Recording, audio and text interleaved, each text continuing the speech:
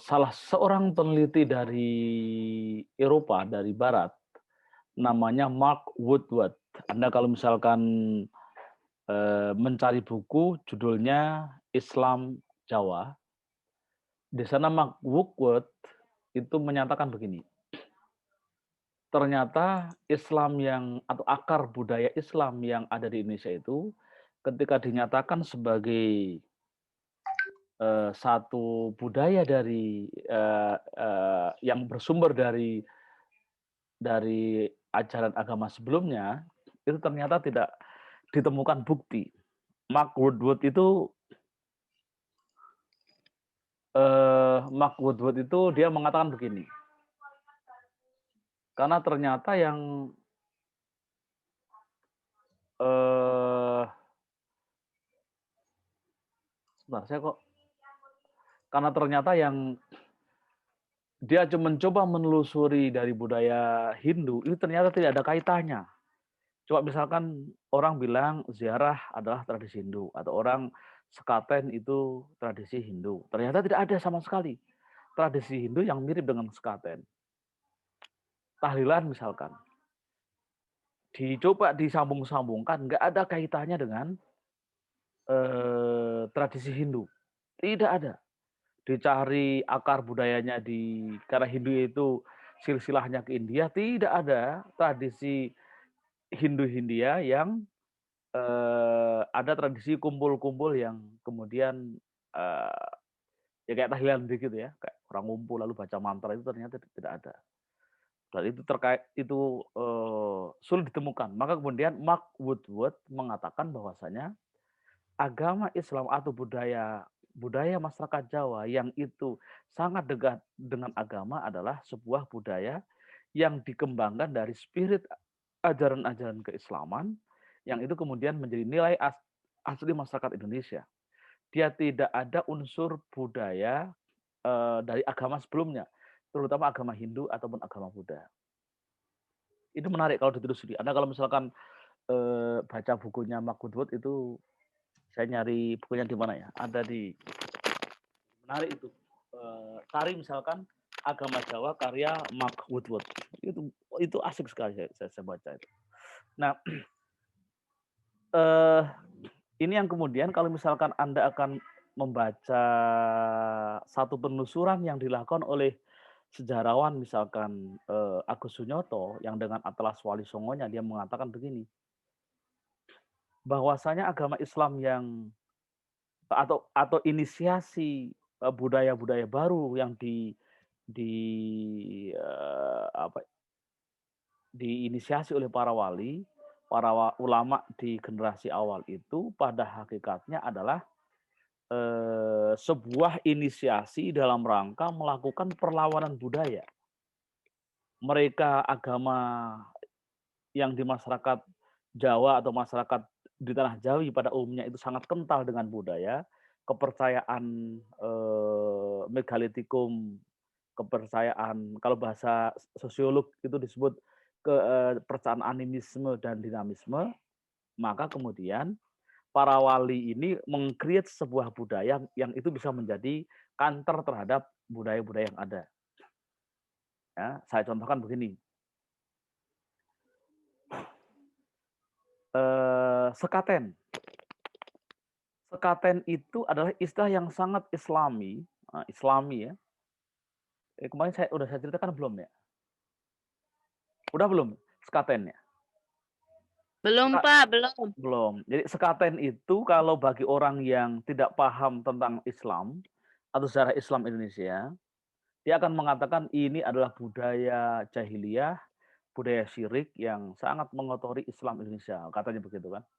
Padahal kalau dilihat sekaten itu sejarahnya adalah, jadi sekaten itu berasal dari kata syahadatain. Jadi membaca dua syahadat. Tapi orang Jawa itu tidak bisa mengucapkan hak atau hak, maka kemudian gampangannya ngucapin sakaten, lalu ujung-ujung menjadi sekaten. Nah, itu ada di seluruh kesultanan di Jawa, Cirebon ada, Jogja ada, lalu kemudian Solo ada. Nah, untuk apa sekaten itu? Itu yang perlu Anda tahu. Anda harus tahu yang seperti ini biar kalau menjadi pengikutnya Gus Dur misalkan, kalau orang kuliah di Al-Hikmah itu biasanya dia harus berguru kepada cara beragamanya Gus Dur. Dia harus memahami betul bagaimana agama Islam itu dijawakan, diterjemahkan dengan bahasa lokal oleh para ulama-ulama itu. Nah, sekaten itulah sebuah sebuah proses pensahadatan setelah para ulama meneliti umat umat atau masyarakat Jawa pada umumnya itu disinyalir sebenarnya telah berislam, tapi mereka tidak tahu kalau mereka itu sudah berislam. Nah, salah satu contoh yang disampaikan oleh Agus Sunyoto adalah, nih kalau misalkan Anda punya duit, belilah buku ini. Ya, kalau punya duit beli buku ini ya. Kalau punya duit baca, menjadi orang sejarah Indonesia. Nah, menurut buku ini ceritanya begini. Sekaten itu adalah proses pensahadatan massal. Jadi dengan orang baca sahadat secara massal ketika upacara sekaten itu, maka orang Jawa itu sudah diislamkan semuanya. Kenapa demikian? Karena dimungkinkan orang-orang itu sudah beragama tapi tidak tahu mereka kalau agamanya itu sudah dengan Islam. Nah, salah satu agama yang sangat mirip dengan ini adalah agama namanya Kapitayan. Agama Kapitayan itu tradisi beragamanya pertama dia kalau berdiri, jadi ada tradisi ibadah yang disebut dengan 3 aktivitas. Kalau bahasa Indonesia ya, saya terjemahkan bahasa Indonesia adalah 3 aktivitas ibadahnya agama Kapitayan itu terdiri dari 3 aktivitas. Pertama adalah berdiri tegak, yang kedua adalah menunduk rukuk, yang ketiga adalah tumungkul. Jadi yang kemudian bahasanya sujud. Bahasa agama kita sujud. Tegak, rukuk, dan sujud. Tapi orang-orang Jawa tidak menggunakan, orang Kapitayan tidak menggunakan bahasa itu. Bahasanya kan apa sih? Jejeg, ngadeg, jejeg, terus apa ya? Apa saya lupa istilah-istilahan itu. Pokoknya nunduk, tumungkul, karo kemudian sama dengan sujud itu 3 hal itu, 3 aktivitas.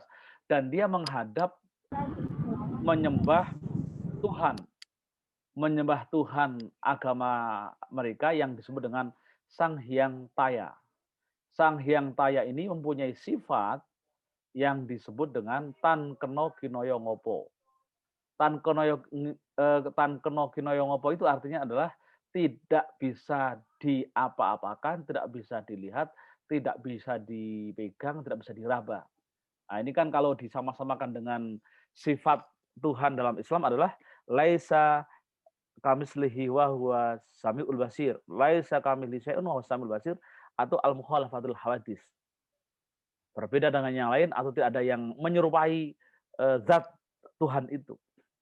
Kan sama. Nah, maka kemudian para ulama itu menggunakan istilah ketika mengajak sholat mereka dengan istilah namanya sembahyang. Sembah Sang Hyang, artinya sembah Sang Hyang, Sang Hyang Taya itu. Maka ketika mereka itu mengajak sholat, ayo sembahyang. Bukan pakai istilah ayo sholat, karena sholat itu menjadi istilah asing. Nah, gitu ya, ayo sembahyang. Nah, agama Kapitayan itu punya Tuhan, Tuhan yang tadi Tan Keno Kinoyo Ngopo itu disembulkan dalam sebuah ruangan berupa lubang atau lingkaran kosong. Nah, lingkaran kosong itu disembah. Nah, cara nyembahnya tadi dengan cara berdiri bersedekap. Sedekapnya sedekap Jawa ya. Kalau sedekap sholat kan begini. Sedekap Jawa kan begini. Apa istilahnya kalau bahasa itu yang ditaruh di bawah pusar begini, gini ya, sedekap begini itu. Itu menghadap ke Tuhan, lalu diikuti dengan aktivitas berdiri tegak, lalu rukuk dan sujud. Nah, ini oleh ulama generasi awal, lubang lingkaran kosong itu ditaruh di pinggir, yang kemudian itu disebut dengan mihrab. Kalau ulama sekarang namanya mihrab, pengimaman. Maka di dalam pengimaman itu, ya, nah, tempat ibadah mereka disebut dengan sanggar.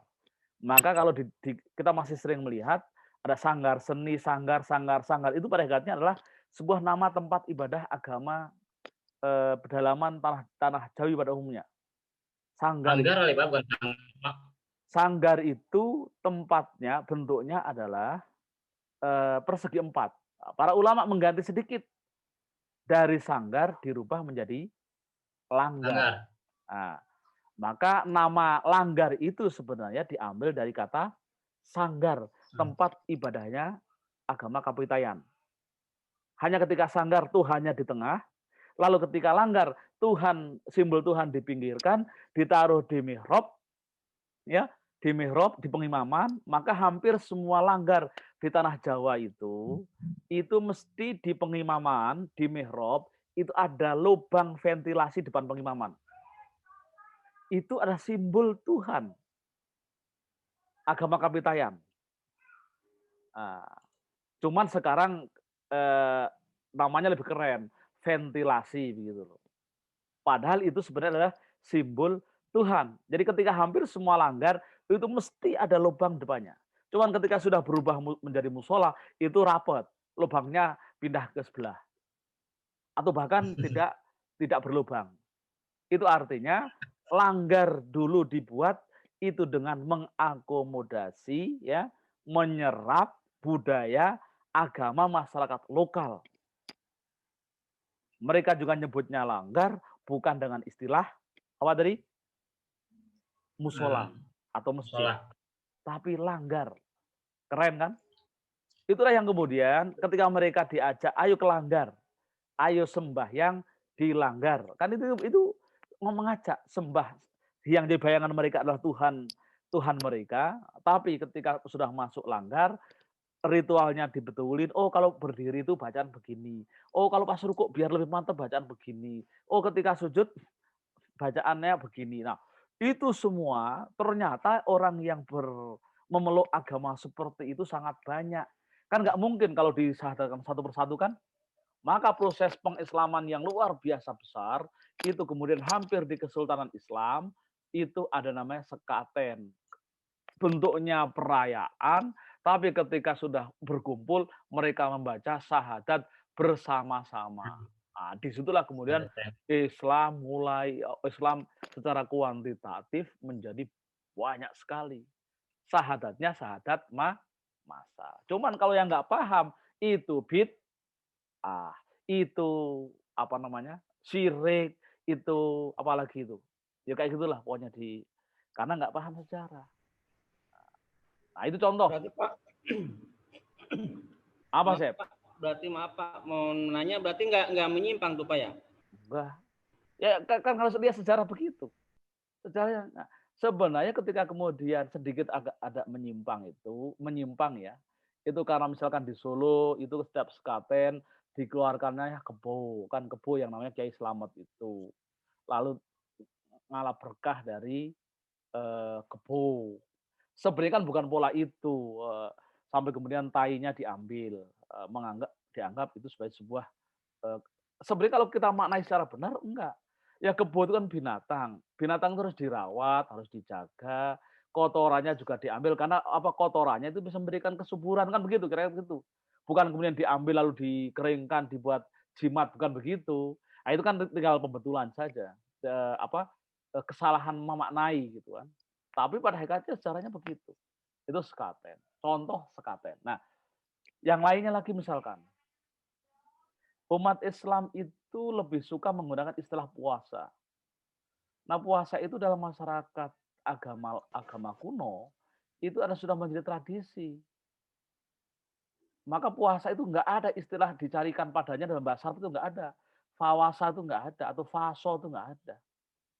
Puasa itu adalah murni bahasa Jawa kuno yang berasal dari kata upawasa. Nah, masyarakat Kapitayan itu memeluk apa namanya? Mengambil itu karena masyarakat kuno itu terbiasa melakukan namanya upawasa dino kapitu.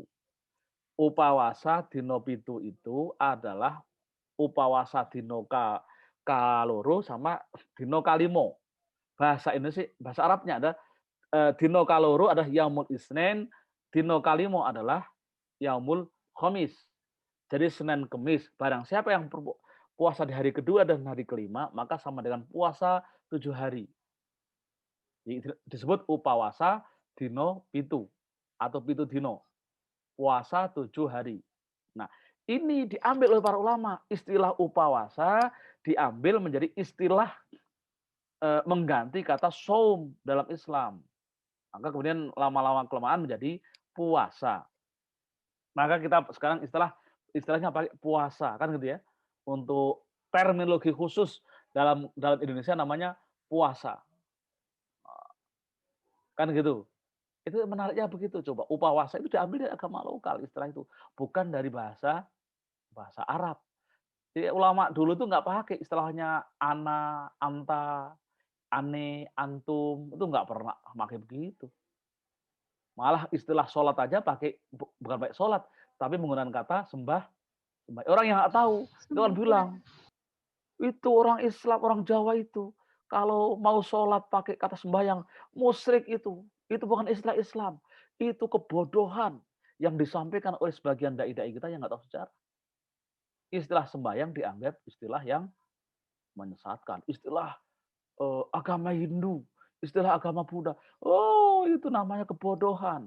Maka disuruh baca sejarah itu. Kalau ada yang begitu tuh harus dibaca sejarah. Padahal itu adalah sebuah istilah para ulama menggunakan istilah bahasa Arab yang diterjemahkan dengan bahasa lokal. Dan banyak itu yang ini contoh bagaimana Islam dan agama lokal itu bisa melakukan proses perkawinan. Contoh yang lain, Sunan Bonang itu dianggap sebagai ulama atau kiai yang menemukan atau menginisiasi selamatan atau tahlilan. Untuk apa? Nah, selamatan atau tahlilan itu adalah sebuah istilah yang menarik untuk disampaikan. Harus Anda ketahui.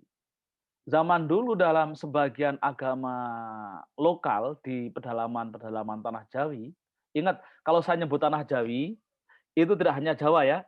Kalau ada ulama Jawi, itu selain Indonesia sekarang, tambah Thailand, Vietnam, Singapura, Malaysia, Brunei, Filipina. Ya, kalau tanah Jawi, ya. Sebagian pemeluk agama-agama di tanah Jawi, termasuk di tanah Jawa, ya, itu adalah memeluk namanya agama lokal yang disebut dengan agama Bhairawa Tantra. Salah satu ritualnya itu dikenal dengan istilah saya agak lupa istilah-istilah ini, tapi ini akan tuntas dibaca di sini ya. Salah satu ritualnya itu ada upacara puncak yang disebut dengan upacara, masya Allah. Pokoknya intinya gini, itu adalah bagi kalangan yang dianggap punya kesaktian. Upacaranya itu adalah dia memakan daging manusia, meminum darah manusia. Jadi pikirannya panca makara. Nah, istilahnya saya ingat. Upacara namanya upacara panca makara. Upacara panca makara itu adalah upacara untuk memenuhi hawa nafsu. Kepentingan otaknya dipenuhi dengan cara meminum khamr, biar fly begitu ya. Kepentingan perutnya itu dipenuhi dengan daging manusia yang dianggap lawannya sama darah manusia. Kepentingan biologisnya itu dilakukan dengan seks bebas, maka saat itu adalah terjadi namanya pancamakara itu telanjang bebas. Tidak ada satu helai benang pun pada tubuhnya baik laki-laki maupun perempuan. Karena untuk memenuhi kebutuhan biologisnya mereka melakukan namanya free sex. Jadi free sex itu bukan dari Eropa, dari tradisi masyarakat Jawa itu sudah dilakukan. Lalu pokoknya dibuat kenyang semua. Maka mereka mempunyai ilmu sakti. Dengan pemenuhan hawa nafsu itu, orang ketika menyukai seseorang itu tanpa menghadirkan fisiknya. Maka yang benar kita kenal dengan ilmu pelet. jaran goyang, semar mesem itu. Jadi suka sama orang tanpa harus menghadirkan fisiknya. Itu sangat kuat dalam tradisi kelompok agama Bhairawa Tantra. Nah, ketika mau membunuh juga tanpa hadir fisiknya. Bisa bunuh orang yang diinginkan. Itu yang penting kita kenal dengan ilmu santet. Itu berkembang kuat dan itu markasnya adalah di kaki Gunung Sumbing di daerah Dieng sono. Awalnya dulu ya. Di Bhairawa Tantra itu markasnya di sini, tapi itu menyebar hampir di seluruh pelosok Nusantara. Nah, maka ketika upacara begitu, itu mereka memakan daging manusia, ketika nggak ada musuhnya ya makan dari warganya, kan gitu ya. Maka kalau misalnya Anda ke Banyuwangi, ada namanya patung Totok Krot. Itu kalungnya kepala manusia. Dia duduk di atas kepala manusia. Anda kalau misalkan jalan-jalan ke Banyuwangi itu, cari namanya patung Totok Krot. Karena itu karena dulu ketika dikejar oleh para wali songo itu salah satunya lari ke ujung timur, itu di Banyuwangi, ada yang ke Tasikmalaya, ada di ujung Kulon dan sebagainya. Itu pelarian dari pemeluk agama Bhairawa Tantra. Karena saking menyeramkan itu spirit Bhairawa Tantra itu dijadikan oleh Presiden Soekarno sebagai pengawal pribadinya. Cakra Birawa kan. Bhairawa Tantra diambil birawanya tapi Cakra Birawa. Itu karena kesaktiannya yang luar biasa itu, maka kuat menjadi pasukan kuat tuh. Pasukan khususnya Soekarno untuk Cakra Birawa itu. Nah, Bhairawa Tantra ini pokoknya begitu. Karena pekerjaannya makan manusia, maka ketika salah satu bukti yang itu juga membuat mungkin kenapa penyebaran Islam tidak sukses adalah karena ulama-ulama yang disebarkan sebelum abad ke-14 itu ketika sampai ke tanah Jawi itu habis dimakan kelompok ini, Bhairawa Tantra itu dijadikan pesta. Ada 130 ulama yang dikirimkan dari Turki. Itu habis, nggak ada yang tersisa. Mati dan nggak ada beritanya. Yaitu karena dimakan sama kelompok pemeluk agama Bhairawa Tantra itu. Ada pemeluk agama namanya Sultan Gobah dari Persia pernah bedol desa sekitar 200.000 orang pindah ke tanah Jawi. Tapi yang tersisa hanya sekitar 20.000 orang. Dan itu pun tinggal di pulau-pulau di luar pulau besar. Misalkan di tanah Jawa ada pulau-pulau kecil yang Pulau Kangean, Pulau Kudung, dan pokoknya di luar-luar pulau kecil gitulah. Mereka yang tinggal di situ itu karena apa? Yang kira-kira selamat dari serbuan pemeluk agama Bhairawa Tantra yang itu dijadikan makanan dan habis, nggak ada jejaknya untuk orang-orang Islam yang dikirimkan di awal-awal sebelum abad ke-14. Nah, kemudian ketika Islam itu hadir, lalu Raja Turki itu mengirimkan namanya Syekh Samsuddin Al-Bakir Al-Farsi. Karena ulamanya habis, mengirim ada bedol desa juga habis, maka dikirimkanlah ulama namanya Syekh Samsuddin Al-Bakir Al-Farsi. Yang kemudian dikenal di dalam sejarah ulama Jawa disebut Syekh Ahmad Subakir. Nah, kalau Anda misalkan ke Magelang, ke Gunung Tidar, ziarahlah ke sana, ada namanya makam Syekh Ahmad Subakir. Nah, beliaulah yang melakukan satu perang besar, mencoba menghambat bahkan membatasi gerak pemeluk agama Bhairawa Tantra itu. Maka kenapa dia di Magelang? Karena yang markasnya di sekitar Gunung Sumbing. Maka sering terjadi perang adu kesaktian. Nah, Syekh Ahmad Subakir ini adalah seorang jaduk, seorang jawara, seorang pendekar. Nah, dalam film-film Cina itu dikenal dengan pendekar dari negeri Persik. Itu namanya Syekh Ahmad Subakir Al-Farsi. Sampai kemudian Syekh Ahmad Subakir Al-Farsi itu kerjaannya perang terus. Termasuk ketika ngacak-ngacak pemeluk agama Bhairawa Tantra di sekitar kaki Gunung Sumbing di sebelah barat, yaitu di lereng Gunung Dieng. Nah, disitulah perang terjadi perang tanding, termasuk bagaimana menaklukkan gunung berapi. Nah, ini ada harus tahu nih bagaimana cara menaklukkan gunung berapi versi Ahmad Subakir. Karena dia orang sakti. Nah, siapapun ketika orang sakti itu berhadapan dengan orang-orang Bhaira Tantra, maka dia akan disegani. Nah, salah satu ujian perang tanding antara Syekh Ahmad Subakir dengan pendikarnya yang dari Bhaira Tantra adalah bagaimana meredam gunung berapi yang meletus berkali-kali.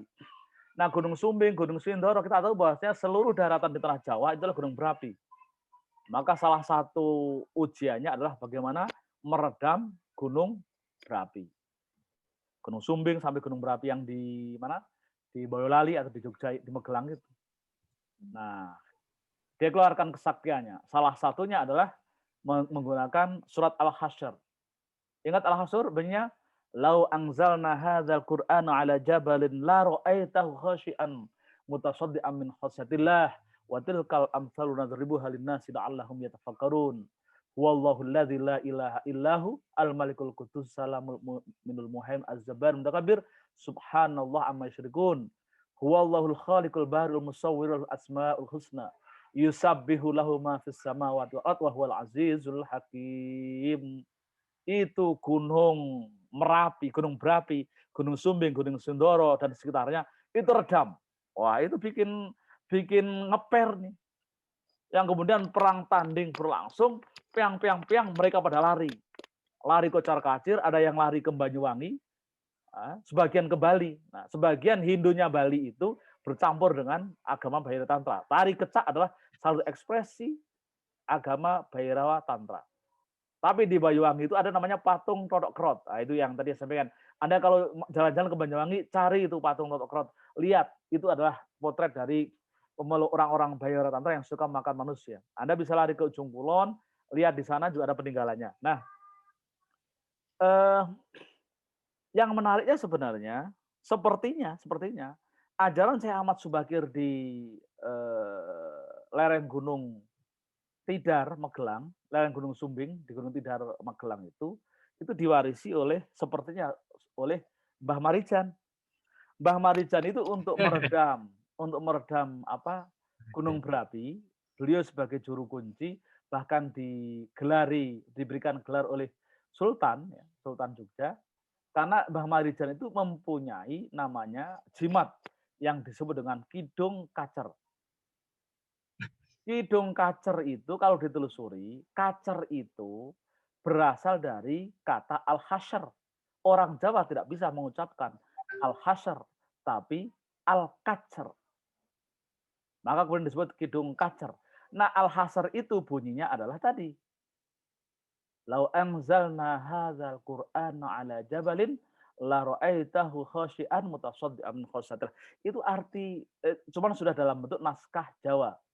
Dalam bentuk terjemahan dalam makna bahasa Jawa. Itulah yang dipakai oleh Mbah Marijan untuk menjagani gunung berapi agar tidak meletus. Kalaupun meletus jangan sampai memakan korban. Itu Mbah Marijan. Nah, ilmu menaklukkan gunung itu diwarisi oleh dari Syekh Ahmad Subakir, ulama pertama yang tinggal. Nah, lalu kemudian Syekh Ahmad Subakir itu karena dia ada seorang jaduk, tidak bisa menyebarkan Islam dengan ilmunya. Maka dia kemudian minta dikirimkan ulama-ulama yang melanjutkan, yang dia akan mengejar, menumpas habis kelompok Bhairawa Tantra itu. Maka kemudian yang ditugaskan ke wilayah barat, itu ditugaskan oleh Ahmad Subakir adalah Syekh Kuro. Syekh Kuro ini yang nanti menjadi gurunya Syekh Nurjati. Syekh Nurjati ini nanti jadi gurunya Sunan Gunung Jati. Sunan Gunung Jati ini nanti bersama-sama mendirikan Kesultanan Cirebon dan Banten. Dan Syekh Kuro ini adalah gurunya dari Ki Walang Sungsang sama Rakyat Santang, anaknya Prabu Siliwangi yang kamu tonton itu, Putra Matahari itu yang lahir siapa namanya? Prabu Siliwangi. Kian Santang. Itu muridnya Syekh Kuro. Semuanya Syekh Kuro. Nah, yang mengejar sampai wilayah barat itu namanya Syekh Kuro. Anda kalau ke Kerawang, sempatlah untuk berziarah di situ. Syekh Kuro, ada makam Syekh Kuro. Kalau ke Kerawang, itu adalah petugas atau santri Ahmad Subakir yang ditugaskan untuk mengejar pemeluk agama Bhaira Tantra sampai ke wilayah barat. Maka nanti muridnya Syekh Kuro itu nanti kemudian yang bisa menembus Banten dan lain sebagainya. Wilayah barat. Sementara di wilayah tengah, wilayah Semarang itu ditugaskan oleh Syekh Jamaluddin Al-Kabir atau yang kemudian dikenal dengan Syekh Jumadil Kubro. Syekh Jumadil Kubro itu mempunyai anak yang namanya Maulana Ishaq. Adik atau anak saya lupa. Maulana Ishaq ini yang kemudian dia ngejar sampai ke Gresik, lalu Maulana Ishaq itu kawin dengan Ki Ageng Ratu, nanti mempunyai anak namanya Sunan Giri. Kan gitu ya. Sunan Giri dan seterusnya nanti nyebar dan sebagainya sampai kemudian Sunan Bonang. Nah, Sunan Bonang itu menemukan namanya membuat inovasi perkumpulan yang disebut yang kita kenal dengan tahlil. Jadi orang kalau berkumpul-kumpul yang tadinya telanjang, minumnya darah manusia, makanya daging manusia, maka kalau ingin selamat, gabunglah dengan ritualnya yang dibuat oleh apa namanya Sunan Bonang, sama gayanya, cuman bacanya beda. Kalau di sana mantra-mantra, kalau di sini membaca tahlil, la ilaha illallah, baca istighfar, baca sholawat, baca Quran, baca Yasin dan sebagainya. Kan gitu ya. Minumnya ganti. Kalau di sana darah, di sini minumnya kopi, teh, air putih, kan gitu ya. Kalau di sana daging manusia, di sini ganti daging kambing, ingkung, ayam dan seterusnya. Maka kemudian orang yang biar tidak menjadi korban sembelih dimakan oleh kelompok Bhaira Tantra, ayo gabung ke Sunan Bonang, nanti kemudian akan selamat. Selamat itu yang kemudian disebut dengan selamatan. Karena kalau sudah menjadi pemeluk, sudah ikut Sunan Bonang, itu insya Allah selamat. Selamat itu bahasa Arabnya Islam. Cuman bahasa Indonesianya, bahasa Jawanya namanya selamatan. Bahasa Arabnya Islam. Jadi orang yang mengatakan tahlil bid'ah, kumpul-kumpul dengan makan bid'ah, itu berarti dia harus kuliah sama saya. Begitu. Kalau Anda masih bilang begitu, berarti Anda tidak lulus mata kuliah saya karena nggak paham sejarah tahlil. Nah, Sunan Bonang itu kreasinya luar biasa dan menarik. Mantap. Jadi inilah kemudian tradisi-tradisi seperti inilah yang kemudian dijadikan oleh para ulama, bahkan Gus Dur mengatakan kesuksesan ulama menyebarkan Islam di Indonesia adalah karena dia ulama tersebut berhasil melakukan namanya pribumisasi Islam. Tidak perlu menyebut Islam, tapi Islam itu sudah ada dalam tanah Nusantara. Kalau penulis buku ini namanya Agus Sunyoto mengatakan para ulama berhasil menjawakan Islam. Jadi semua istilah-istilah Arab itu diterjemahkan dalam bahasa Jawa. Sholat, di sini sembahyang. Asyam, di sini namanya puasa. Kan gitu ya. Masjid, musola, di sini namanya langgar. Kan gitu. Istilah-istilah itu menjadi penting. Tanpa harus menyebut itu adalah istilah Islam. Maka orang berbondong-bondong masuk Islam. Dan kompromi antara agama dan budaya di Indonesia itu luar biasa. Sangat kompromis. Itulah yang kemudian dalam beberapa perkembangan terakhir dikenal dengan istilah Islam Nusantara. Karena strateginya seperti itu. Nah, sekali lagi, Islam Nusantara itu bukan sebuah nomenklatur Islam baru. Dia hanya sebagai sebuah pendekatan dalam menyiarkan agama Islam. Maka kemudian Islam Nusantara itu di dalam penjelasan Rois Suriah Nahdlatul Ulama adalah tarkib idhofi, bukan tarkib masji. Apa tarkib idhofi itu? Artinya Islam Nusantara itu berarti al-Islam fi Nusantara. Ada kata fi yang dibuang. Seperti air gelas. Itu ada kata-kata yang dibuang, yaitu air di dalam gelas. Ada kata-kata yang dibuang namanya fi, air di gelas. Menjadi air gelas. Itu bukan istilah baru, tapi bukan istilah Islam baru, tapi istilah yang apa tadi, menjelaskan bahwa Islam menyebar di Nusantara itu berbeda cara penyebarannya dengan Islam di tempat lain. Maka Islam di Indonesia itu dianggap Islam yang cukup lama usianya. Bayangkan di Spanyol hanya berapa tahun. Sekarang yang dulu di sana menjadi pusat kerajaan Islam, sempat menjadi kerajaan Islam besar di dunia, sekarang tidak ada jejak sedikit pun umat Islam yang tinggal di Spanyol. Kenapa? Karena jalur model dakwah di sana adalah dakwah dengan kekerasan, menghilangkan akar budaya Spanyol, kan gitu ya, hilang tuntas. Tapi di Indonesia, masyarakat tetap berbudaya, tetap menjaga budayanya, ditambah dengan agama Islam. Nah, dalam tesis saya, disertasi saya itu, kalau Anda menyebut artikel, menyebut apa namanya, membaca tulisan saya, sudah baca tulisan saya? Ada satu tulisan saya itu yang tentang, aduh, rugi juga nih. Nah, kalau nggak baca itu, sulit menjelaskan. Tapi oke lah, saya ceritakan. Anda harus baca. Dalam tulisan saya itu, bukti-bukti bahwasanya Islam dan budaya lokal itu menyatu, itu diangkat menjadi sebuah undang-undang kerajaan Islam di beberapa wilayah. Misalkan di Jambi itu namanya Undang-Undang Adat Jambi. Ya, Islam mengenal hukum kisos.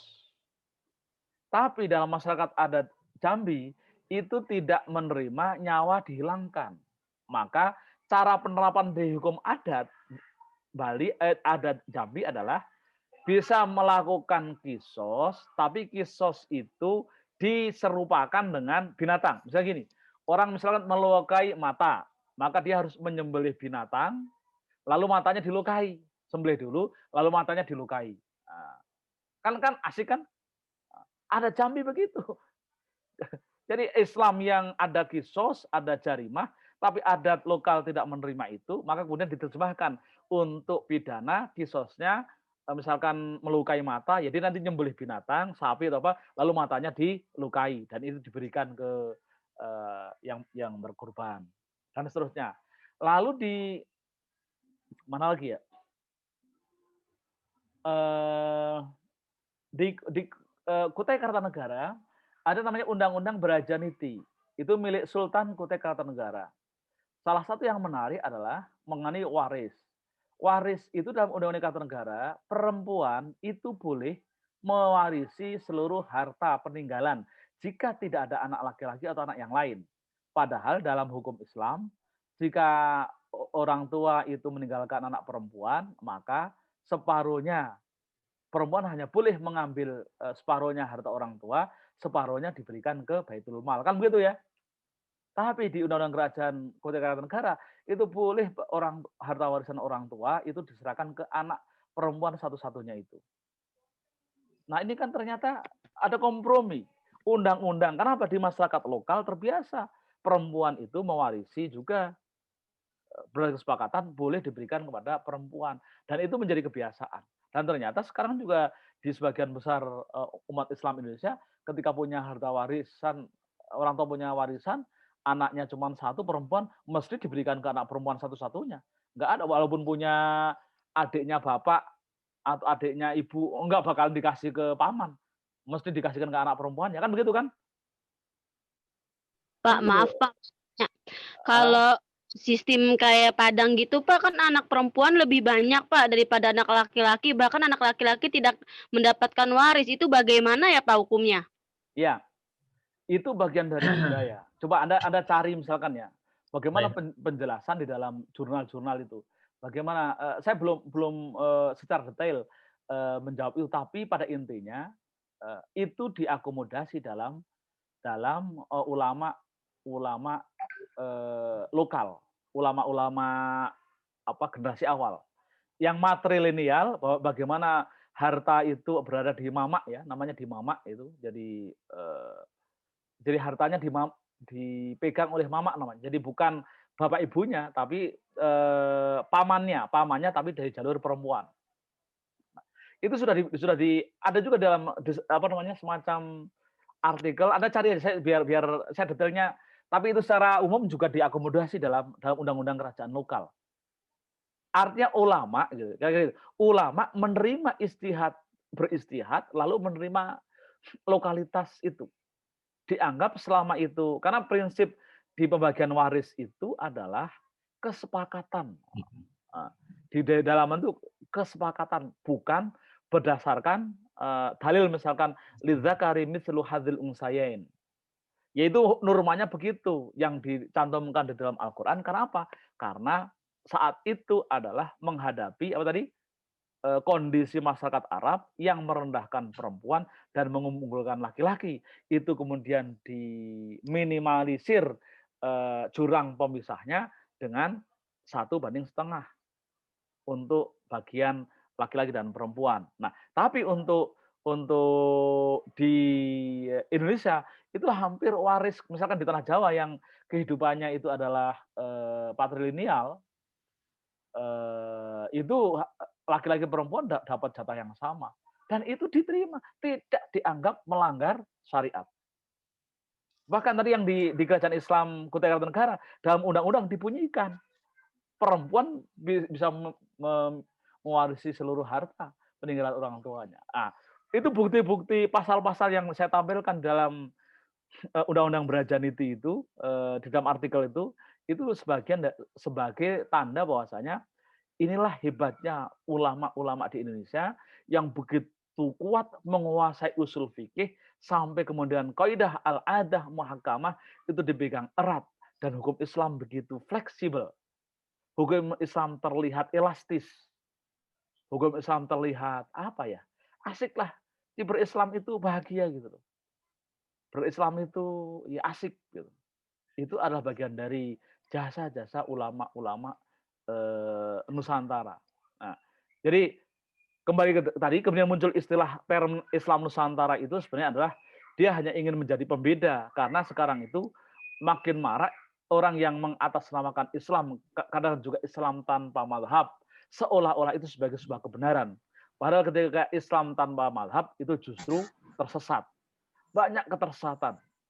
Islam tanpa mazhab itu justru banyak kita kemudian salah memahami Al-Quran, salah memahami hadis, dan itu berbahaya. Maka kemudian Islam Nusantara dianggap sebagai sebuah pendekatan cara dakwah Islam dengan berpijak pada nilai-nilai budaya, meneruskan tradisi lokal. Ingat, ketika nama, sekali lagi saya jelaskan, Anda kalau misalnya ditanya harus bisa menjelaskan. Islam Nusantara itu bukan nama, bukan frase, tapi ia adalah tarkib idhofi. Jadi kalau Arabnya adalah al-Islam fi Nusantara. V-nya dibuang menjadi Islam Nusantara. Dia bukan madhab baru, tapi ini hanya menjadi corak. Nah, kenapa kemudian menggunakan istilah itu? Amatan saya ingin menjelaskan ini. Istilah-istilah aswaja, Ahlus Sunnah wal Jamaah itu banyak dikooptasi oleh orang-orang yang mengaku Islam. Ketika dulu misalkan di kalangan NU yang menjadi madhab yang diacu di dalam style hikmah itu, aswaja Ahlus Sunnah wal Jamaah itu ketika dulu orang menyebut kamu aswaja Ahlus Sunnah, iya, itu berarti dia masih NU. Tapi kemudian ketika Islam transnasional datang, jalur Wahabi datang, maka dia juga memakai istilah Ahlus Sunnah. Laskarnya juga laskar Ahlus Sunnah. Maka kalau nyebut Ahlus Sunnah itu mesti sama. Untuk apa? Untuk menarik minat pemeluk-pemeluk agama yang sudah berada, yang mengikuti madhab ulama yang dalam Ahlus Sunnahnya NU. Maka kalau sudah Ahlus Sunnah ikut sana, orang yang kita ini bodoh ikut, karena apa? Oh, sama dengan NU. Padahal ketika masuk ke dalam sana, udah itu suruh meninggalkan kitab kuning, suruh tidak boleh ngaji pakai kitab kuning, jangan dengarkan kata kiai, pokoknya dengarkan orang-orang yang pakai hadis dan Quran. Jargonnya adalah kembali Quran dan Sunnah.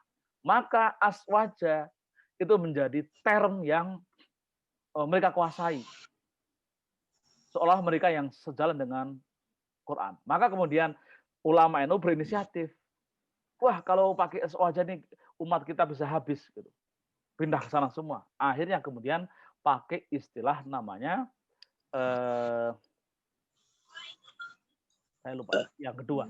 Sebelum yang kemudian di ujung-ujungnya memakai istilah Islam Nusantara itu. Karena apa? Ketika aswaja, sama-sama aswaja kan kamuflase, menipu. Tapi ketika pakai Islam Nusantara, orang NU itu masih bisa ziarah kubur, bisa tahlilan. Sementara yang ahlus sunnah, yang mengaku ahlus sunnah, salaf ya, salaf itu nggak bisa. Mereka karena nggak melarang ziarah kubur, melarang tahlilan. Nah, maka kemudian yang dilakukan oleh mereka adalah melakukan serangan melalui media sosial bahwasanya Islam Nusantara adalah sebuah mazhab sesat, bid'ah, mengada-ngada, memunculkan nuansa Islam baru, dan lain sebagainya. Menyerang. Kenapa? Mereka tidak akan bisa menggunakan istilah, merebut istilah mereka. Menggunakan misalkan mereka ikuti Islam Indonesia atau Islam. Nggak bisa mereka. Karena Islam Indonesia ciri khasnya adalah tahlilan, ada 7 harian, ada ziarah kubur, ada nyadran, ada apa lagi itu? Lebaran ketupat. Mereka nggak bisa begitu, karena itu dianggap bid'ah. Kalau dulu pakai istilah aswaja, bisa mereka niru ahlus sunnah. Siapa itu? Nah. Lalu ketika pakai istilah salaf, kalau salafiyah, kita itu juga Islam salafiyah. Itu mereka menggunakan istilah salaf, diikuti lagi. Keambil umatnya.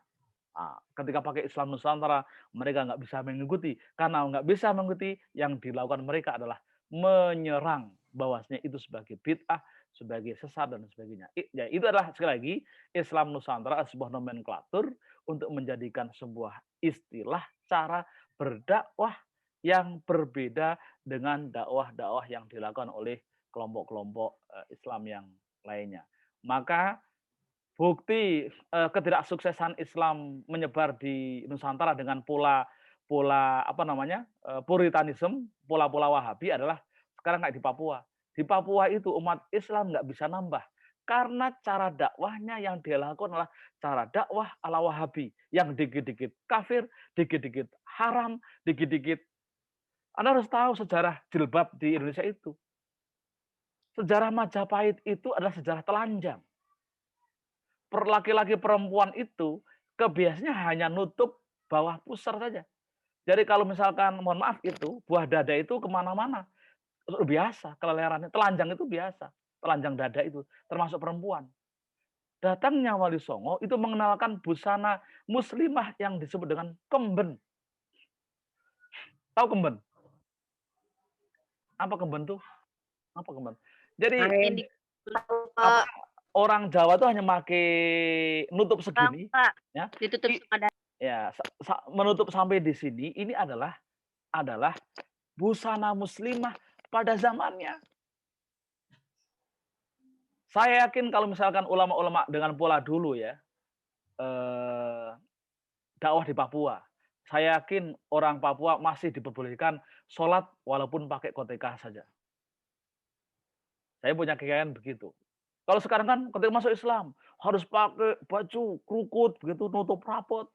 Ya, gatel. Oh, mereka biasanya apa namanya? Telanjangan. Bayangkan saja zaman Majapahit, para wali memperkenalkan busana muslim model baru pada zaman itu yang disebut dengan kemben. Jadi baju muslimnya sampai di atas buah dada begitu. Bagi perempuan. Belum ke atas. Ke atas itu baru belakangan. Setelah tahun abad 20 baru ada kerudung, itu baru abad 20. Tapi sebelumnya itu begitu, busana muslimah adalah kemben itu. Nah, itu hebatnya. Mereka menginisiasi, memperkenalkan Islam secara bertahap. Kita ingat kemarin ya, hikmatul tasy' ada 3. Raf'ul haraj, menghilangkan kesulitan, taklilul takalif, menyedikitkan beban. Yang ketiga, tasri'ut tadriji, penerapan syariat secara bertahap. Jadi mengenai jilbab pun tidak langsung ketika masuk Islam langsung kerukut, nutup kerukut rapat begitu, tidak. Bertahap. Daripada nanti gatel. Orang yang biasa nggak pakai baju lah pakai baju itu masuk angin. Kan gitu. Oke ya. Sampai di sini barangkali ada yang mau ditanyakan silakan.